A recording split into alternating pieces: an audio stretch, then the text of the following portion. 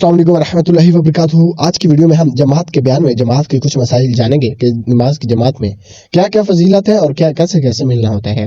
जमात की बहुत ताकीद है और इसका सवाब बहुत ज्यादा है, यहाँ तक कि बेजमात की नमाज से जमात वाले की नमाज का सवाब 27 गुना है। मसला, मर्दों को जमात के साथ नमाज पढ़ना वाजिब है। बिला उज़र एक बार भी छोड़ने वाला गुनहगार और सजा के लायक है, और कई बार तुर्क करने वाला फासिक मर्दों और शहादत है, और इसको सख्त सजा दी जाएगी। अगर पड़ोसियों ने सकूत किया तो वो भी गुनहगार हुए।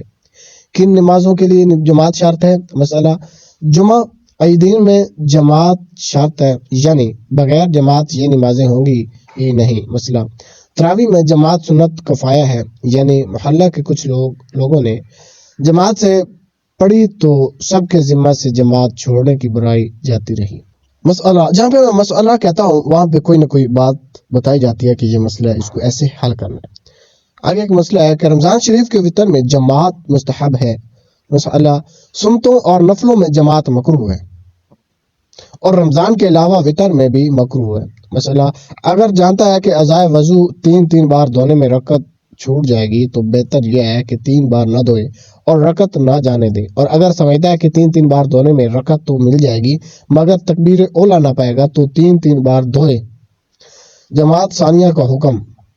मसला, मोहल्ले की मस्जिद में जिसके लिए इमाम मुकर्रर है, मोहल्ले के इमाम ने अजान और अकामत के साथ सुन्नत के मुताबिक जमात पढ़ ली है तो अब फिर दोबारा अजान और अकामत के साथ पहले ही की तरह जमात करना मकरूह है, और अगर बे अजान जमात दोबारा की तो हर्ज नहीं, जबकि महराब से हट कर हो, और अगर पहली जमात बे अजान हुई या आस्ता अजान हुई या गैरों ने जमात कायम की तो फिर जमात कायम की जाए और ये जमात सानिया न होगी।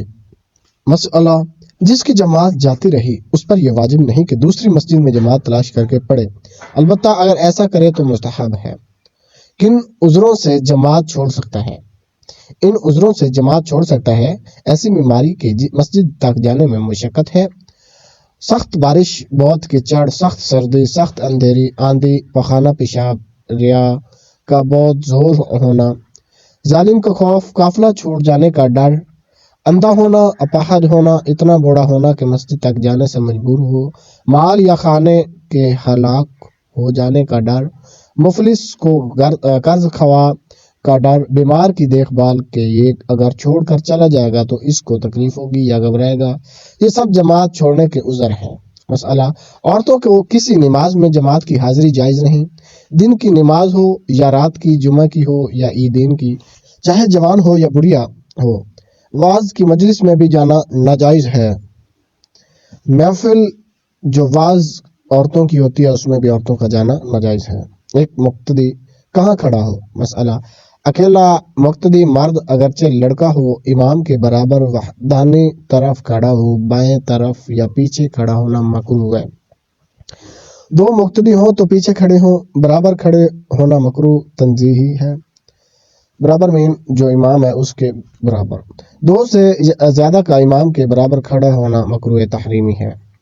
मसला, एक आदमी इमाम के बराबर खड़ा था, फिर एक और आया तो इमाम आगे बढ़ जाए और ये आने वाला इस मुक्तदी के बराबर खड़ा हो जाए, और अगर इमाम आगे ना बढ़े तो ये मुक्तदी पीछे हट आए या खुद हट आए या आने वाला इसको पीछे खींच ले, लेकिन जब मुक्तदी एक हो तो इसके पीछे आ जाना अफजल है, और अगर 2 हो तो इमाम के आगे बढ़ जाना अफजल है। ये थी आज जमात के मसाइल, कुछ मैंने आपको बयान किए हैं। अगर भूले से या किस तरह से गलती हो गई हो तो माफ़ करना, अल्लाह पाक सभी पे रहमत फरमाए। अभी तक अगर किसी दोस्त ने मेरे चैनल को सब्सक्राइब नहीं किया तो अभी से सब्सक्राइब कर लें ताकि आप तक शरीयत के मसाइल पहुंचते रहें।